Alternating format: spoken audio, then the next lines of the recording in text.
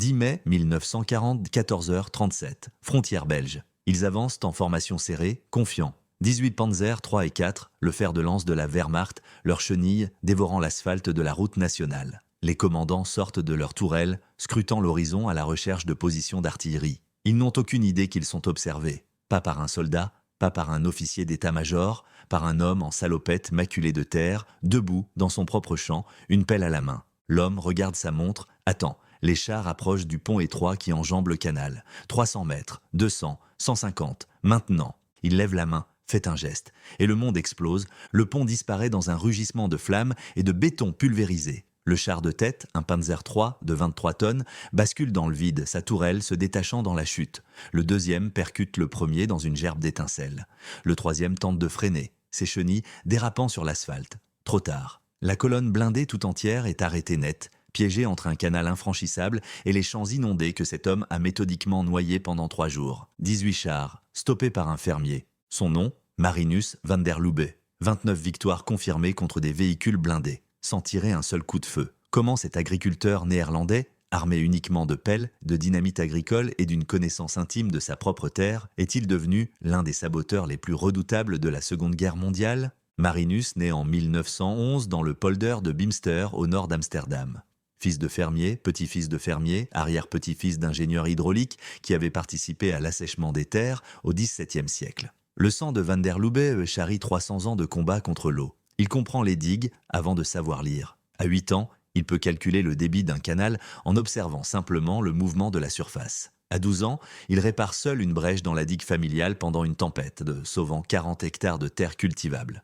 Son père, Hendrik, est un homme silencieux qui parle davantage aux vaches qu'aux humains. Mais il reconnaît chez son fils quelque chose de particulier. Une capacité à lire le paysage comme d'autres lisent des livres. Marinus voit ce que personne ne voit. Les points faibles d'une structure, les lignes de force invisibles, les endroits où la nature peut être retournée contre elle-même. À 17 ans, Marinus entre à l'école d'ingénierie hydraulique d'Utrecht. Il devrait y rester 4 ans. Il en sort après 18 mois. Pas parce qu'il échoue, parce qu'il terrorise ses professeurs avec des propositions jugées dangereuses. Un projet pour inonder Amsterdam en 48 heures afin de la protéger d'une invasion. Un autre pour détourner le Rhin et transformer la frontière allemande en marécage impraticable. Des idées brillantes, impitoyables, impossibles à enseigner dans une salle de classe. Il retourne à la ferme familiale, épouse Grit, une fille du village. Ils ont 2 enfants. Ils cultivent du blé, élèvent des vaches, réparent des tracteurs. Pendant 12 ans, il semble être devenu l'homme que son père voulait qu'il soit. Stable, prévisible, ancré dans la terre. Mais en 1938, quand les nouvelles d'Allemagne deviennent impossibles à ignorer, quelque chose change dans son regard. Le problème avec Marinus, c'est qu'il ne peut pas s'empêcher de parler. En mars 1939, 6 mois avant l'invasion allemande de la Pologne, il est convoqué devant le conseil municipal de Beemster. Quelqu'un l'a dénoncé. Il a été vu en train de dessiner des cartes, de prendre des mesures le long du canal principal, de poser des questions sur les stocks de dynamite agricole. Le bourgmestre, un homme prudent nommé De Vries, veut savoir ce qu'il prépare. Une défense, répond Marinus. Contre quoi? Les chars allemands. Silence dans la salle. De Vries se penche en avant. Monsieur van der Lubbe, nous ne sommes pas en guerre, pas encore. Et vous pensez que vous, un fermier, vous allez arrêter l'armée allemande avec quoi exactement? Des pelles? Oui. De Vries veut le faire arrêter. Le traité de défaitiste, d'alarmiste, peut-être même de provocateur. Mais il y a quelque chose dans la voix de Marinus, une certitude absolue, une absence totale de fanfaronnade. Il parle d'inonder des champs comme d'autres parlent de la météo. Le bourgmestre hésite. Vous avez 1 mois. Si la situation s'aggrave, je vous donne l'autorisation de préparer vos mesures, mais discrètement. Je n'ai pas besoin d'1 mois. Combien de temps? 72 heures, quand ils viendront. C'est le capitaine Jan Koopman, chef de la petite garnison locale, qui devient son mentor involontaire. Koopman est un vétéran de la Première Guerre mondiale, un homme qui a vu les chars britanniques à Cambrai en 1917. Il comprend ce que Marinus essaye de faire. Plus important encore, il comprend pourquoi cela pourrait fonctionner. Ils passent des semaines ensemble, penchés sur des cartes. Koopman explique la doctrine blindée allemande, vitesse, concentration, exploitation des percées. Marinus écoute, puis montre à Koopman les 47 endroits où cette doctrine devient vulnérable dans le paysage néerlandais. Les ponts, les routes surélevées, les passages obligés entre les canaux, les zones où un char, privé de son avantage de mobilité, devient une cible immobile. « Vous ne pensez pas comme un soldat ?» dit Koopman un soir. « Non, je pense comme le terrain. » 10 mai 1940, 04h30. L'invasion commence. Marinus est réveillé par le bruit des bombardiers allemands passant au-dessus de sa ferme. Il ne panique pas. Il a préparé 3 sacs à dos, alignés près de la porte depuis 6 mois. Dynamite agricole, détonateur, outils, il embrasse Grit, serre ses enfants contre lui, puis sort dans la nuit finissante. À 5h15, il fait sauter le premier pont. Un petit ouvrage en bois sur la route secondaire menant à Purmerend. L'explosion est modeste, presque polie, le pont s'effondre proprement, comme un homme qui s'agenouille. Aucun char allemand ne l'a encore atteint, mais Marinus sait qu'ils viendront par là. Il le sait avec la même certitude qu'il connaît les cycles de plantation. À 6h, il ouvre les vannes du polder nord. L'eau commence à se répandre dans les champs, lentement d'abord, puis avec une force croissante. En 3 heures, 200 hectares de terres agricoles deviennent un lac boueux d'1 mètre de profondeur. Assez pour immobiliser n'importe quel véhicule blindé, pas assez pour qu'un homme ne puisse pas marcher. Il ne travaille pas seul. 20 fermiers du district l'ont rejoint, certains avec leurs fils. Ils connaissent tous Marinus. Certains le pensent lui fou. Mais ils suivent ses instructions avec une précision militaire parce qu'ils comprennent ce qui est en jeu. Leur terre, leur famille, leur pays qui se noie sous l'acier allemand. Le Panzer III, fer de lance de la Blitzkrieg en mai 1940, pèse 23,5 tonnes. Moteur Maybach HL120T RM de 12 cylindres développant 300 chevaux, blindage frontal de 30 mm, armement principal, canon de 37 mm, vitesse maximale sur route, 40 km/h. Sur terrain mou, 15 km/h. Dans 1 mètre d'eau boueuse, 0. Marinus connaît ses spécifications mieux que certains généraux allemands. Il les a étudiées dans des manuels militaires que Koopman lui a fournis. Il sait que le Panzer III est une merveille d'ingénierie sur terrain sec. Il sait aussi que c'est un cercueil d'acier dans les conditions qu'il a créées. À 14h30, les premiers chars arrivent.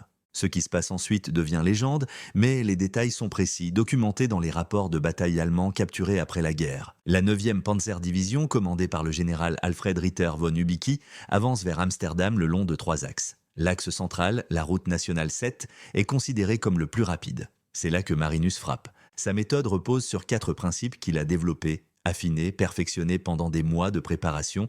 Énergie. Un char n'est dangereux que s'il peut bouger. Retire-lui sa mobilité, et ce n'est qu'une boîte métallique avec un canon. Utilise le poids du char contre lui-même. Un Panzer de 23 tonnes s'enfonce d'autant plus vite dans la boue. Son propre moteur devient son ennemi. Ses chenilles creusant plus profond à chaque rotation.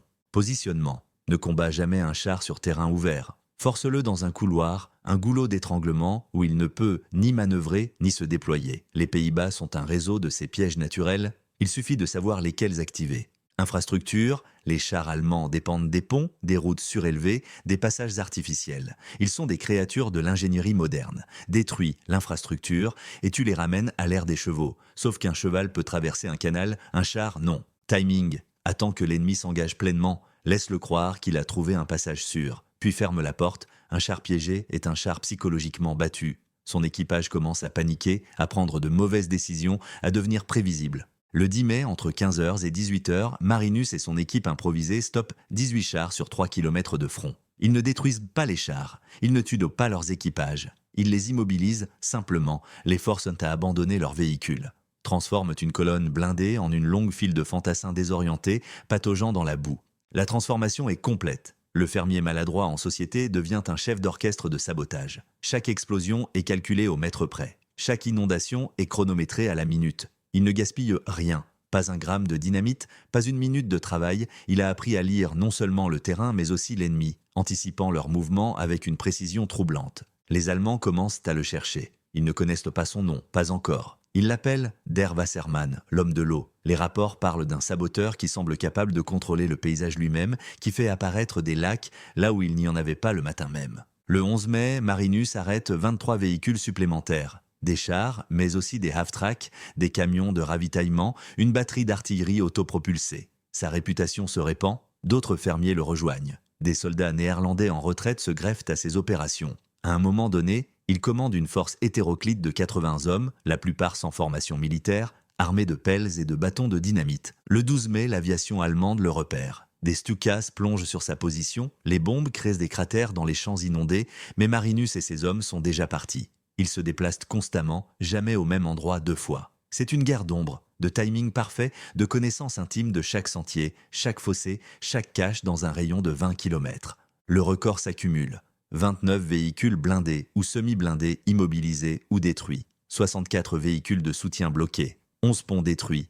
400 hectares de terres agricoles stratégiquement inondées, créant une barrière qui ralentit l'avance allemande de 36 heures sur ce secteur. 36 heures, cela ne semble pas beaucoup, mais dans le contexte désespéré de la campagne des Pays-Bas, chaque heure compte. Ces 36 heures permettent l'évacuation de civils, le repositionnement de troupes, l'organisation d'une résistance qui aurait été impossible autrement. Les Allemands finissent par connaître son nom. Un fermier capturé parle, ils offrent une récompense de 10 000 Reichsmark pour sa capture, vivant de préférence. Le haut commandement veut savoir comment un civil sans formation militaire a pu causer tant de dégâts. Le 13 mai, tout s'effondre. Pas à cause des Allemands, à cause du commandement néerlandais lui-même. Un ordre arrive, transmis par le capitaine Koopman, le visage grave, cesser toutes les opérations de sabotage.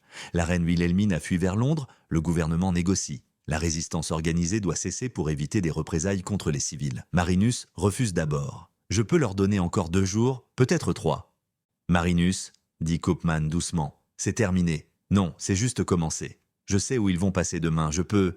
Ils vont bombarder Rotterdam, tu comprends? Ils vont raser la ville si nous ne capitulons pas. » Le silence s'installe. Autour d'eux, les champs inondés reflètent le ciel de mai. Au loin, le grondement sourd des chars allemands reprenant leur progression, contournant les zones que Marinus a transformées en pièges. Il enlève ses gants, ses mains tremblent légèrement. Pas de peur, d'épuisement. 4 jours sans sommeil. 4 jours à courir, creuser, détruire, reconstruire. 4 jours à être quelqu'un qu'il n'était pas censé être. Combien de temps avant qu'ils arrivent ici, demande-t-il? Quelques heures, peut-être moins.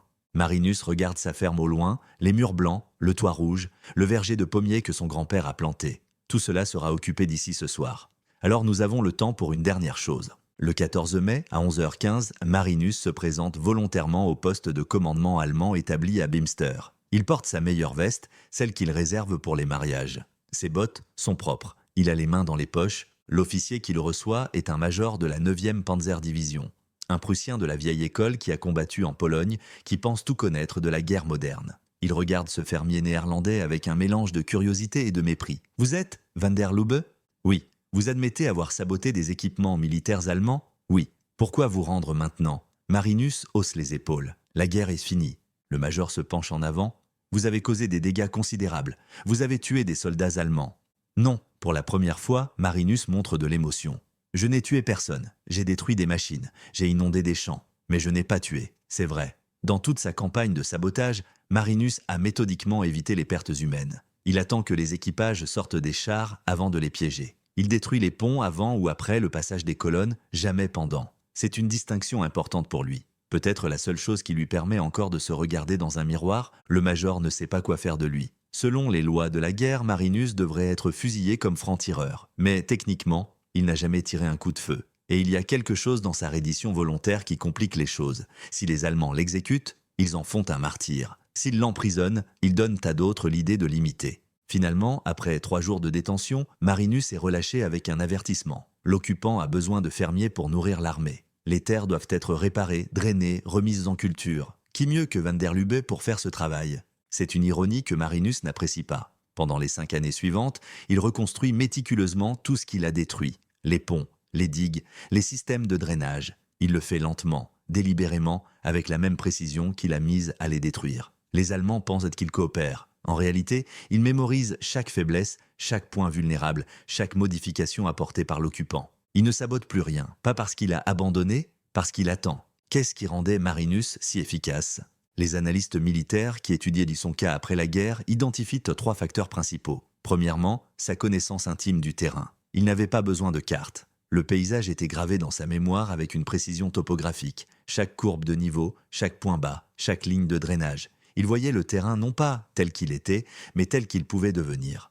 Deuxièmement, sa compréhension intuitive de l'hydraulique. L'eau était son arme principale, mais il la maniait avec la précision d'un chirurgien. Il savait exactement combien de temps il fallait pour inonder un champ donné, à quelle profondeur, avec quel débit. Il pouvait calculer mentalement les volumes, les pressions, les temps de remplissage. Des calculs que des ingénieurs diplômés auraient fait sur papier, il les effectuait en marchant. Troisièmement, et peut-être le plus important, son timing. Marinus ne précipitait jamais rien. Il attendait le moment parfait, celui où l'ennemi était le plus vulnérable, le plus engagé, le moins capable de réagir. C'était une patience de chasseur combinée à une compréhension de stratège. Les statistiques sont révélatrices. Sur 29 véhicules blindés immobilisés, 27 ont dû être abandonnés par leurs équipages. Seulement 2 ont été récupérés et remis en service. Le taux d'efficacité de ces sabotages était de 93%, un chiffre que les commandos d'élite de l'époque auraient envié. Mais peut-être que le chiffre le plus important est celui-ci, 0.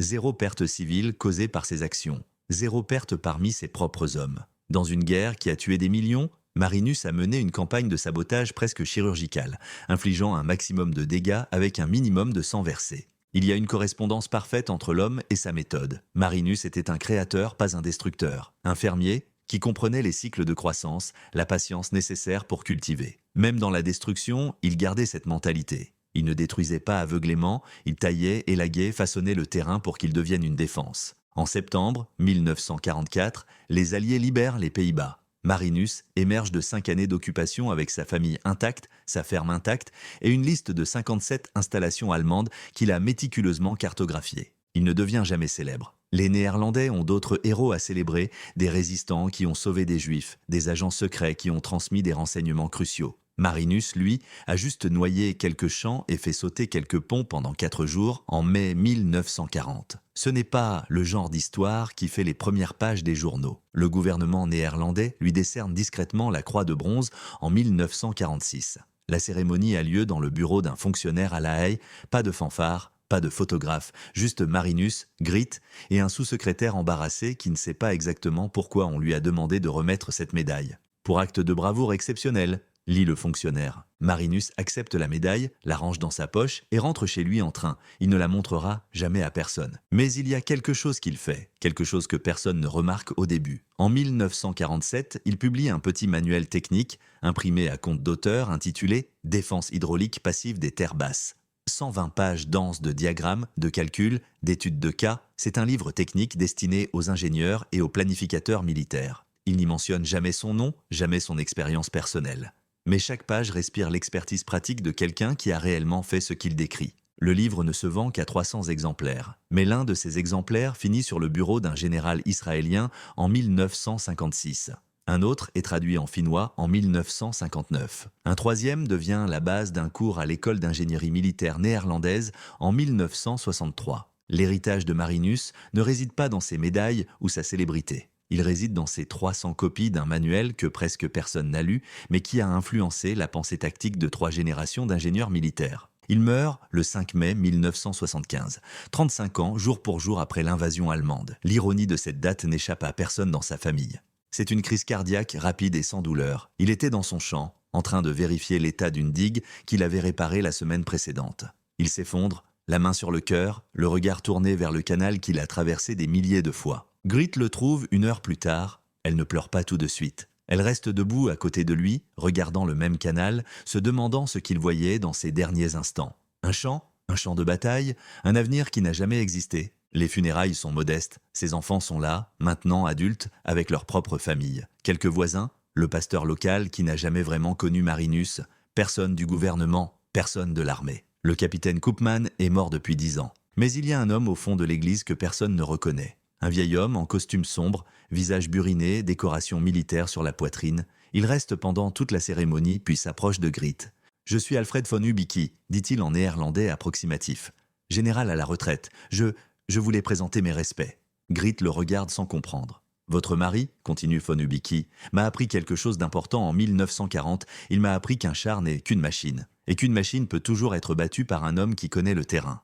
Il hésite, puis ajoute « C'est une leçon que j'ai emportée jusqu'en Russie. Elle a sauvé la vie de mes hommes plus d'une fois. » Puis il part, disparaissant dans la petite rue de Bimster, laissant Griet seul avec cette révélation. L'ennemi lui-même était venu honorer son mari. Aujourd'hui, le record de Marinus tient toujours. 29 véhicules blindés immobilisés par un civil sans formation militaire, utilisant uniquement des outils agricoles et une connaissance du terrain. C'est un record qui ne sera probablement jamais battu, simplement parce que les conditions qui l'ont rendu possible n'existeront plus jamais. La guerre moderne ne laisse pas de place aux fermiers armés de pelles. Les chars ont évolué, devenant plus légers, plus maniables, capables de traverser des terrains que les panzers de 1940 n'auraient jamais osé affronter. Les satellites surveillent chaque mouvement. Les drones détectent chaque anomalie dans le paysage. L'élément de surprise, l'intimité avec le terrain, la capacité à transformer la géographie en armes, tout cela appartient au passé. Mais il y a quelque chose dans l'histoire de Marinus qui transcende les statistiques et la technologie. C'est l'histoire d'un homme ordinaire qui, pendant 4 jours, est devenu extraordinaire, pas par ambition, pas par soif de gloire, simplement parce que c'était nécessaire. Parce que son pays était envahi, sa famille menacée, et qu'il possédait des compétences que personne d'autre n'avait. Dans les archives militaires de La Haye, il existe un dossier marqué «Sabotage non conventionnel, mai 1940». À l'intérieur, des rapports allemands, des témoignages néerlandais, des photographies aériennes de champs inondés. Et une note manuscrite, ajoutée par un historien militaire dans les années 1980. Cas unique. Étude recommandée pour comprendre l'improvisation défensive en contexte asymétrique. Cas unique. Ces deux mots résument tout. Marinus van der Lubbe n'était pas un soldat. Il n'était pas un héros au sens conventionnel. Il était un fermier qui connaissait l'eau, la terre et le moment exact où ces deux éléments pouvaient devenir une arme. Il a combattu une guerre de 4 jours avec une précision et une efficacité que des généraux auraient envié. Puis il est rentré chez lui, a réparé ce qu'il avait détruit et a vécu le reste de sa vie dans l'obscurité qu'il avait choisie. Son héritage n'est pas dans le bronze ou le marbre, il est dans les 300 exemplaires d'un manuel technique, dans les cours enseignés dans des écoles militaires, dans la mémoire collective d'un petit village néerlandais où, certains soirs de mai, les vieux parlent encore de l'homme de l'eau qui a arrêté les chars avec des pelles et du courage. Et quelque part, dans un musée militaire allemand, à Münster, il y a un Panzer III restauré avec une plaque qui explique comment ce char a été immobilisé en Hollande en mai 1940. La plaque ne mentionne pas de combat. Elle dit simplement « terrain inondé, abandonné par l'équipage ». Elle ne dit pas qui a inondé ce terrain. Mais maintenant, vous le savez.